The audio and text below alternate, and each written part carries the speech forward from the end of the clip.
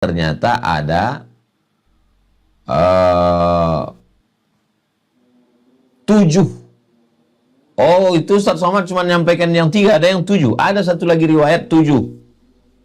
Nama kitabnya Sahih, nama kitabnya Sunan Ibni Majah.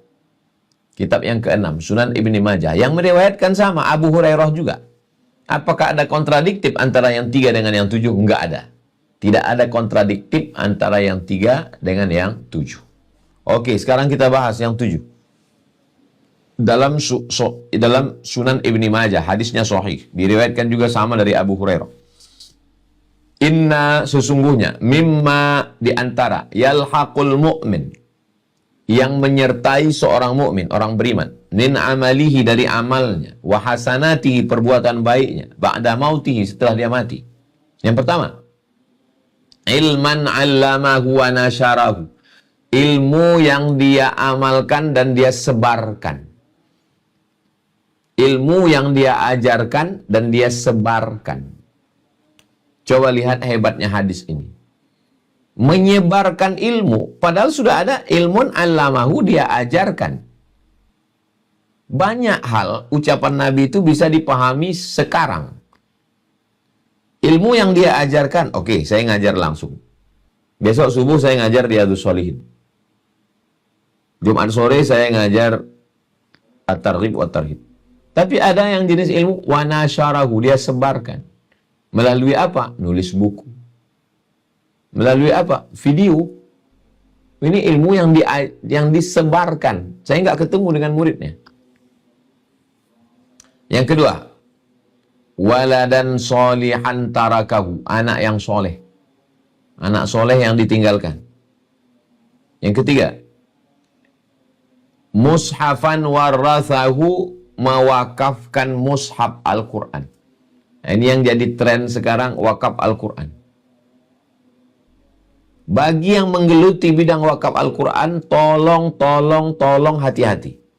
Saya hanya mau bantu iklan wakaf Al-Quran melalui Sidak, YTWU, Syamil Quran. Yang lain saya nggak berani. Karena saya lihat akadnya bermasalah.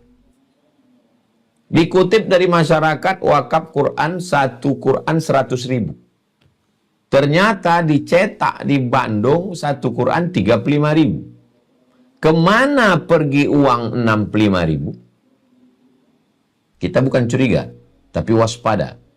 Maka saya sudah sampaikan beberapa, Ustadz, ini wakaf Quran dari kami, tolong Ustadz foto.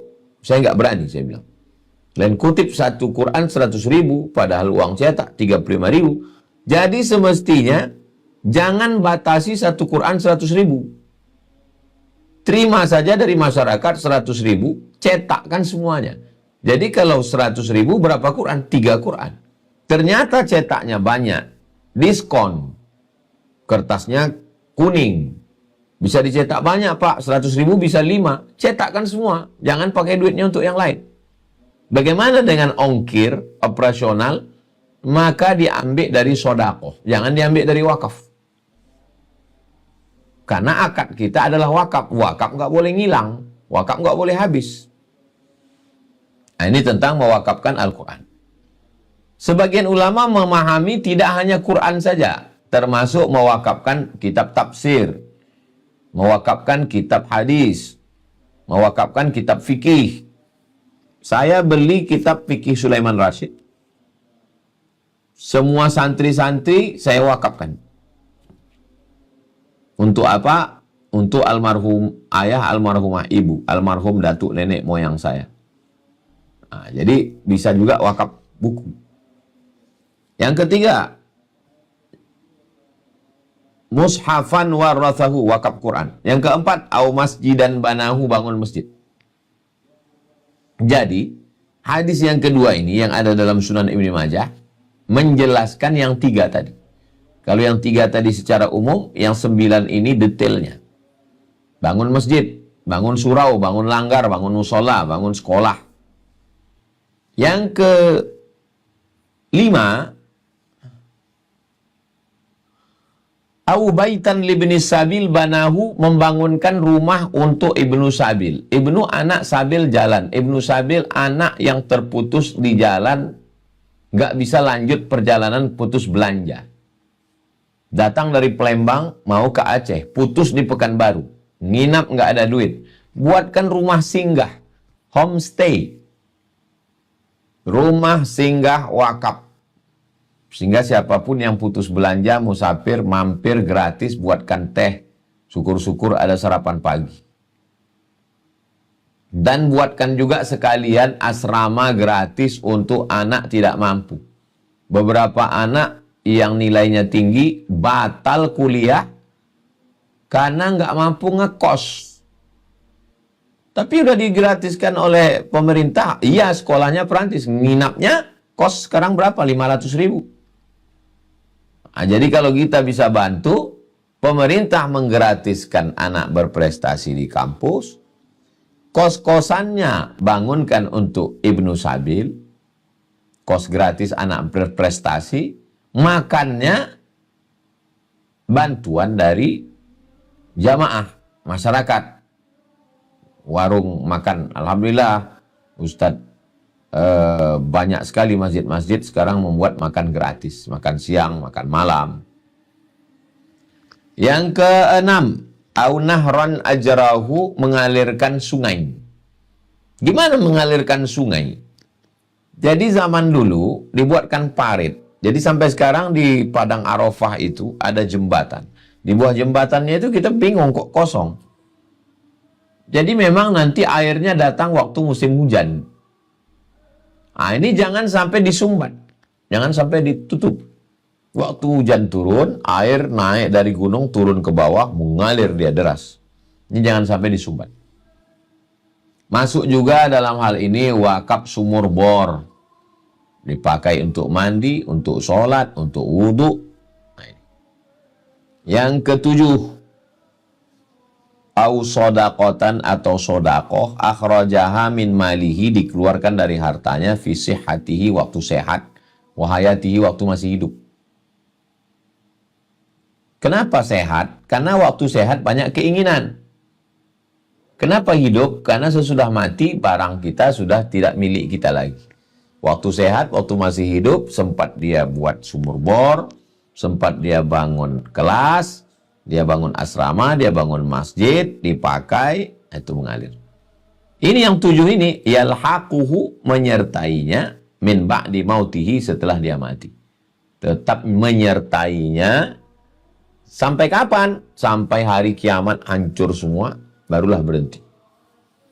Ini hadisnya sahih dalam kitab Sunan Ibnu Majah, diriwayatkan oleh Abu Hurairah. Selanjutnya saya serahkan ke Bang Alvin Firdaus. Terima kasih. Wassalamualaikum warahmatullahi wabarakatuh. Waalaikumsalam warahmatullahi wabarakatuh. Insyaallah. Alhamdulillah. Masya Allah. Kita akan masuk ke sesi tanya jawab, Bapak Ibu. Setelah ini saya akan persilahkan Bapak Ibu yang sudah angkat tangan untuk bertanya.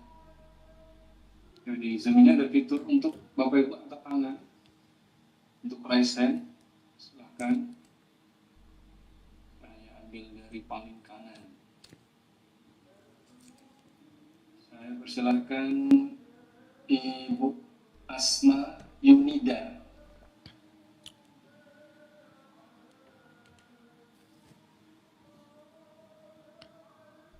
Mic-nya dibuka dulu.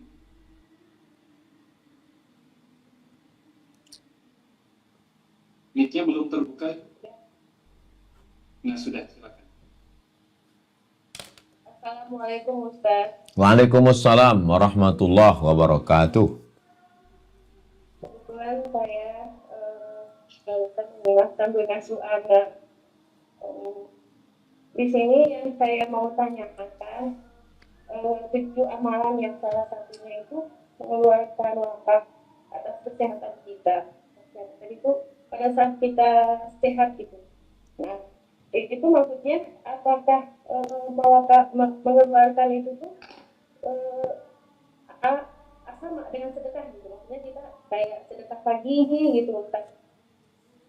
doanya sama atau berbeda gitu maksudnya kan? Gimana ya? Saya misalnya mengeluarkan wakaf untuk diri atas kesehatan yang saya dapat, itu niatnya seperti apa gitu, Ustaz? Mungkin saya kurang memahami di sini, Ustaz, soalnya sambil ngasuh yang kecil, mohon maaf Ustaz ya. Mungkin di situ aja. Sekian, terima kasih. Assalamualaikum warahmatullahi wabarakatuh. Waalaikumsalam. Waalaikumsalam. Yang dimaksud dalam hadis ini adalah shadaqatan akhrajaha, sedekah yang dikeluarkan, yang diberikan, yang didistribusikan min malihi, dari harta sendiri, fi sihhatihi, waktu kita masih sehat.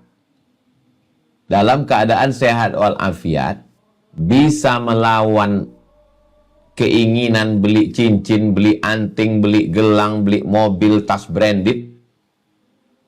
Kita lawan itu semua, lalu kita wakafkan wahayatihi, waktu dia masih hidup. Jadi bukan ini level yang tertinggi.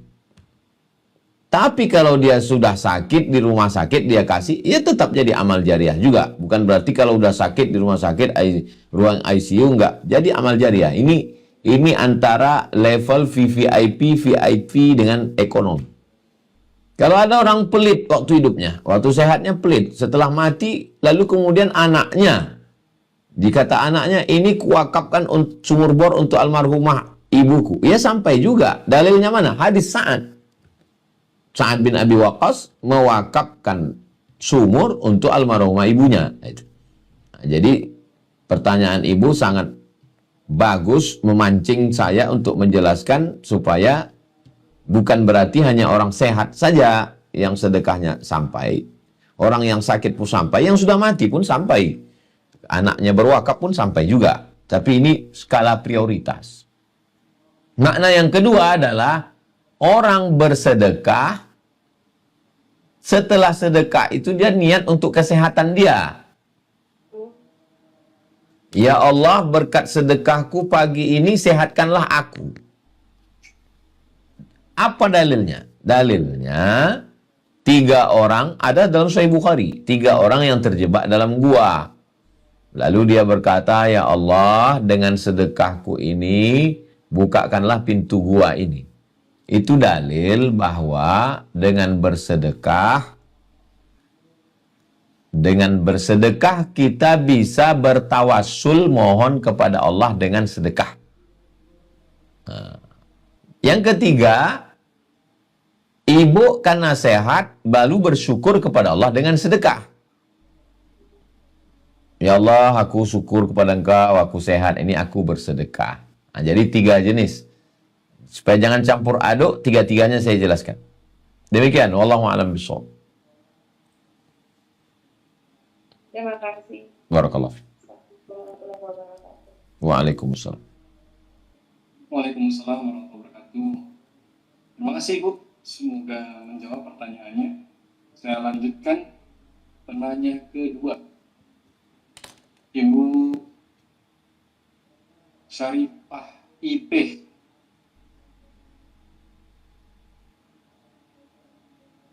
Silakan Ibu dibuka.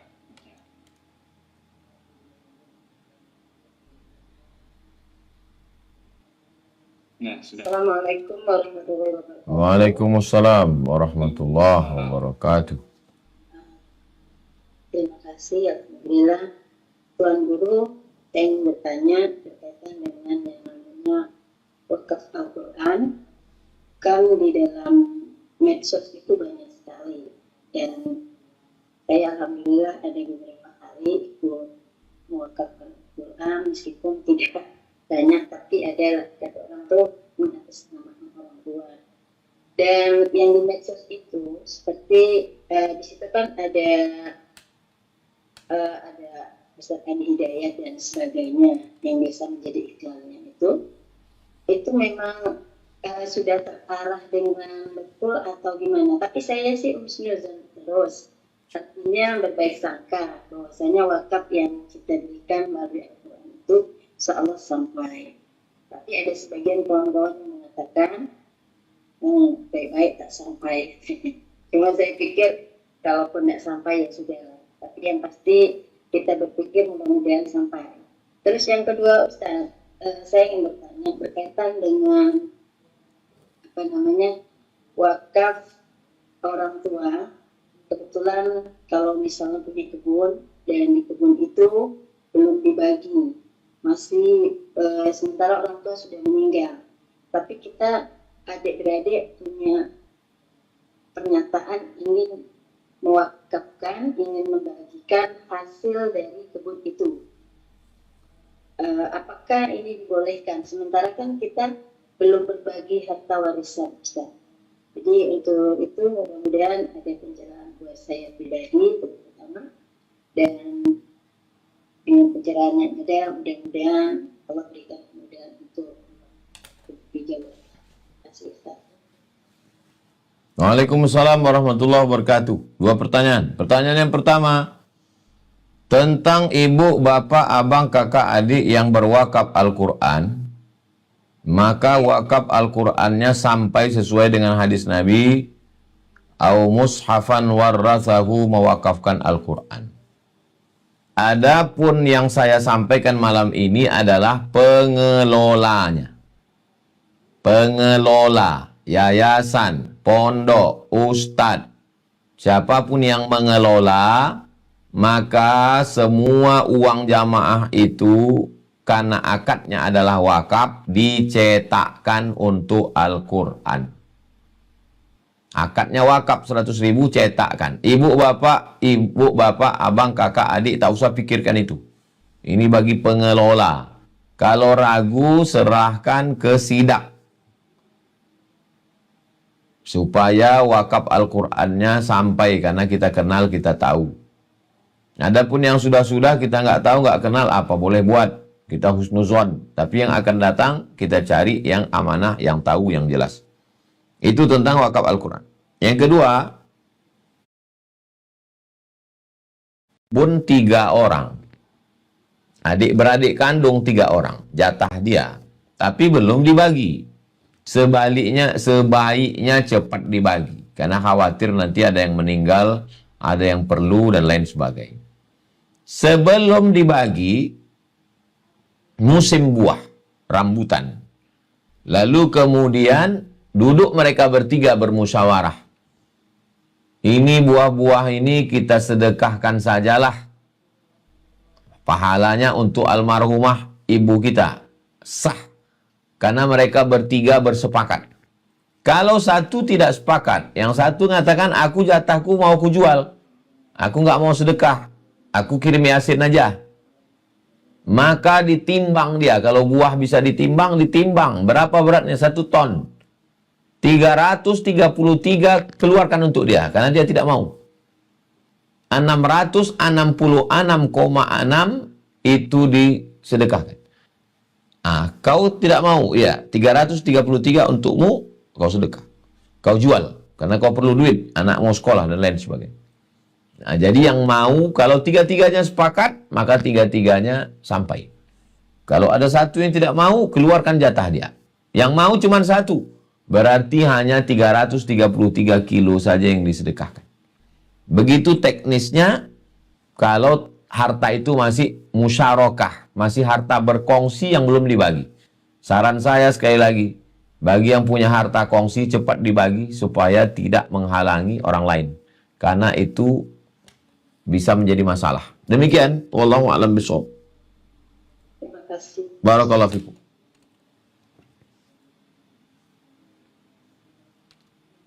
Baik, berikutnya saya persilakan Bapak Teguh Dian. Ada Bapak dibuka mic-nya.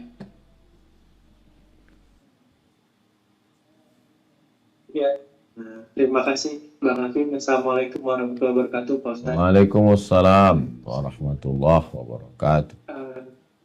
Pak Ustaz, saya mau tanya, ketika kita berdoa, ada beberapa ceramah yang mengatakan berdoa itu harus dengan rinci, dengan bahasa kita saja yang kita pahami, karena Allah Maha mendengar, Maha mengetahui, dan Maha mengabulkan segala macam doa. Tapi ada juga yang mengajarkan doa itu ya secara general aja, jangan sampai kita bahasanya mendikte Allah. Jadi yang menanyakan yang baik dan benarnya itu seperti apa Pak Ustadz? Karena kita dengan segala macam permasalahan yang ada, kadang kita pengennya berdoa minta spesifik gitu dengan masalah yang ada. Dan terakhir Pak Ustadz, mengenai sedekah. Sedekah yang saya dengar, yang saya pahami, salah satunya yang terbaik itu sedekah terhadap keluarga atau bahkan sama keluarga, atau memberikan kepada istri, kadang-kadang kita sebutnya menafkahi itu Pak Ustadz. Satu ini kita juga pengen bersedekah ke luar gitu, di luar dari keluarga, entah kita pengen seperti tadi wakaf Al-Quran atau segala macam. Yang utamanya itu seperti apa Pak Ustadz? Itu aja Pak Ustadz, terima kasih. Assalamualaikum warahmatullahi wabarakatuh. Waalaikumsalam warahmatullahi wabarakatuh. Pak Teguh, doa di dalam sholat, ketika sujud, ketika tasyahud akhir sebelum salam, doanya mesti bahasa Arab. Tidak boleh pakai bahasa non-Arab, bahasa yang bukan Arab. Kalau kita tidak bisa bahasa Arab, tidak usah dilafalkan, tidak usah disebutkan, dalam hati saja. Di sujud terakhir. Ini doa dalam sholat. Yang kedua, doa di luar sholat. Doa ketika selesai sholat. Doa ketika antara azan dan iqamat. Doa ketika antara dua khutbah. Doa ketika tawaf. Doa ketika berada di tempat-tempat mustajab, Bukit Sofa, Bukit Marwah, di Multazam. Maka doa di luar sholat ini hanya menyebut nama Allah, memuji-muji Allah, dan sholawat. Bismillahirrahmanirrahim. Alhamdulillahirrabbilalamin. Menyebut nama Allah, Bismillahirrahmanirrahim. Memuji Allah, Alhamdulillahirrabbilalamin. Bersolawat, Allahumma salli ala sayyidina Muhammad wa ala ali sayyidina Muhammad. Habis itu mintalah kepada Allah. Ya Allah, jadikanlah anakku Mizian Hazik Abdillah, Sami Ahmad Mesbahi Ibadillah, Sadim. Jadikan mereka anak yang soleh. Buat mereka hafal Quran. Bisa mereka masuk ke Al-Azhar, ke Ahqab. Bisa mereka melanjutkan pendidikannya. Bisa dia baca kitab. Jadikan dia orang yang terjaga dari perbuatan maksiat, LGBT, zina, narkoba. Jadikanlah anak-anakku ini menjadi anak yang soleh, kepala rumah tangga yang baik. Jadi jumpakan dia dengan jodoh yang baik. Istrinya juga hafal Quran. Muslimah yang taat kepada Allah, hatinya lembut. Jadi doa itu ya kita minta, sedetil-detilnya minta kepada Allah. Anak cucuku bukakan mereka pintu rezeki. Anak cucu cicitku orang-orang yang menegakkan sholat sampai hari kiamat. Bukakan pintu rezeki mereka supaya mereka bisa berhaji, berumrah ke Baitullah. Nah, jadi kita minta berdoa sepanjang-panjang doa kepada Allah Subhanahu wa taala. Itu kita bukan mendikte Allah, kita bukan ngajari Allah. Dari mana dalilnya? Dalilnya ya Nabi minta. Nabi berdoa sampai dari mulai tahajud malam sampai subuh. Waktu malam perang Badar. Minta kepada Allah. Bukan berarti Nabi mendikte. Nabi berdoa menyebutkan nama orang. Allahumma a'izzal islama bi umarain. Islam ini sedang lemah ya Allah. Berikanlah kekuatan kepada Islam ini. Masukkan Islam dua orang Umar. Umar bin Khattab dengan Umar bin Hisham. Nah, jadi minta kepada Allah. Tapi kita tidak memaksa. Beginilah permohonanku padamu ya Allah. Tapi aku yakin dan percaya. Apa yang engkau siapkan untuk aku jauh lebih indah. Aku mohon kepadamu, ini rencanaku, ini programku, ini niat baikku. Sampaikan ya Allah. Memberikan kita semangat, motivasi. Ya kenapa Ustadz sampai sekarang berdoa? Saya berdoa, ya karena doa itu ibadah. Doa itu ibadah, doa itu senjata. Tapi ada rencana-rencana Allah yang jauh lebih indah. Tapi jangan gara-gara itu kita nggak berdoa. Kita tetap berdoa. Kemudian sedekah. As-sadaqatu 'alal fuqara'i shadaqah. Kita kasih duit kepada fakir miskin nilainya 1 sedekah. Was-sadaqatu 'alal qurba, tapi kalau sedekah kepada keluarga, shadaqatun wasilah. Dia bernilai 2, sedekah dan silaturahim. Kepada istri, kepada anak, kepada saudara, kepada kakak, kepada abang, kepada adik, kepada ponakan, kepada ayah, pada ibu. Jadi Ustadz sendiri bagaimana beramalnya? Istri dapat, anak dapat, mertua dapat, keluarga dapat, santri dapat, fakir miskin juga dapat. Kita bagi jatahnya masing-masing sesuai dengan kemampuan kita. La yukallifullahu nafsan illa wus'ah. Demikian Pak Teguh, wallahu a'lam bishawab. Ya, terima kasih Pak Ustadz. Sama-sama. Barakallahu fiik. Baik, next kita lanjut ya Bapak Ibu. Saya persilakan berikutnya Bapak Ibnu Salam.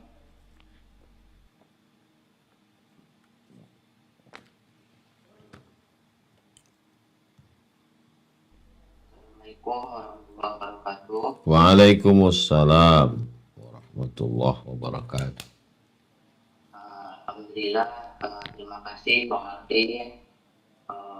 Terima kasih atas kesempatannya. Di sini saya mau bertanya Pak Ustadz. Ya. Orang tua sudah meninggal dua-duanya. Kebetulan bukan kebetulan ya, sebelumnya orang tua ini adalah salah satu guru agama lah, meninggalkan musola di posisinya di kampung. Nah, untuk saat ini anak-anaknya belum ada yang bisa meneruskan, melanjutkan menjalankan diri atau sholat berjamaah di musola tersebut, Pak Ustaz. Kami sebagai anak, saya sendiri sih berusaha bagaimana supaya sholat tiap waktu bisa berjalan sebagaimana waktu abah saya masih hidup, Pak Ustaz. Mohon saran-sarannya untuk saya, Pak Ustaz. Terima kasih.